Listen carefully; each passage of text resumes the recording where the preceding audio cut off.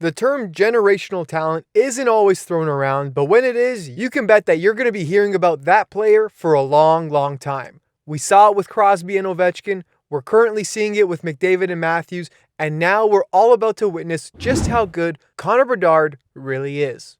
The Vancouver native may not be an NHLer just yet, but man oh man, has he been making some serious waves around the hockey world for the last few years. But when and where did his hockey journey start?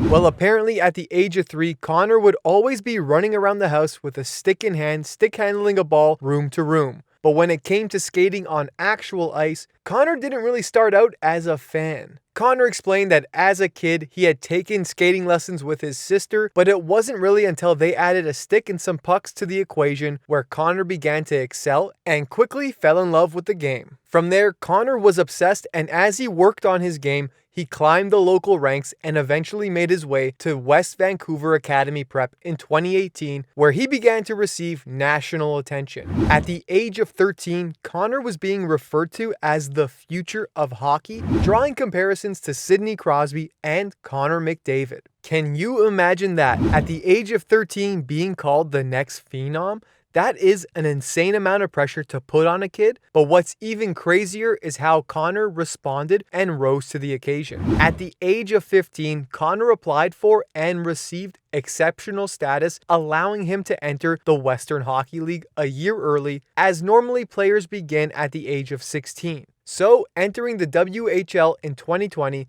Connor was drafted first overall by the Regina Pats, and although COVID delayed the start of his WHL career, once his rookie season commenced, Connor unsurprisingly came out of the gate swinging, scoring 12 goals and adding 16 assists, adding up to 28 points in just 15 games played, making him the league's leading rookie that season. In the next 2021-22 season, Connor came out even stronger, continuing to impress. Even though as a team the Regina Pats finished near the bottom of the WHL's Eastern Conference, Connor was still explosive, and despite missing some time as he was playing in the World Juniors, which we're going to talk about later in this video, Connor still notched 100 points in 62 games played. That's 51 goals and 49 assists. And as for the 2022-23 season, the Regina Pats have rallied around Connor and improved, making their way to the middle of their conference. And Connor has scored 6 hat-tricks on the season,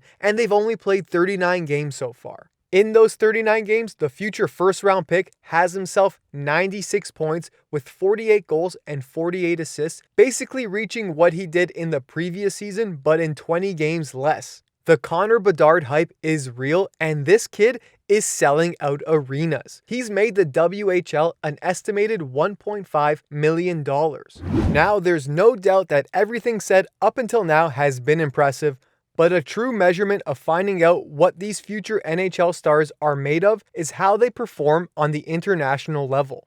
In 2021, Connor suited up for Canada at the Under-18 World Championships. Through 7 games played, Connor tallied 14 points, splitting that into 7 goals and 7 assists, helping Team Canada win gold. However, the following year at the Under-18s, Team Canada could not get past the quarterfinals, but Bedard still put his scoring abilities on display with 6 goals and 1 assist through only 4 games played. During this time playing for the Under-18 Canadian team, Bedard has become the all-time leading scorer, passing Matt Barzal's previous record of 16 points by 3 points with 19. Taking the next step and joining Team Canada at the 2022 World Juniors, Connor came out flying, notching 5 points in just 2 games. After those 2 games, the tournament was suspended and rescheduled to play at a later date, and when play commenced, Connor helped Canada claim gold and got himself 8 points in 7 appearances. But wait, it gets better. As if the hockey world wasn't talking about him enough, Bedard had an unbelievable 2023 World Junior Championship, and everyone all around the sport has literally been talking about him ever since. During this tournament, Bedard put up an incredible 23 points, which led him to breaking multiple records, such as most World Junior points by a Canadian with 36 overall, passing the previous record holder Eric Lindros, who had 31. Most World Junior goals by a Canadian with 17, passing the previous holder Jordan Eberle, who had 14. most points at a single World Juniors by a Canadian with 23, most assists at a single World Juniors by a Canadian with 14, and most points at a single World Juniors by a player under 18, which was previously held by legendary Jaromir Jagr. So yeah, time and time again, Connor Bedard keeps stepping up no matter what the challenge is. Here's what Sidney Crosby had to say about him. He's getting the attention the other Connor did, and he just continues to meet expectations that are high. You see him play and you see what he can do. I had the chance to skate with him last summer and there are just no weaknesses. It's pretty cool to see someone at that age as dominant as he is. Now that's gotta mean a lot coming from Crosby,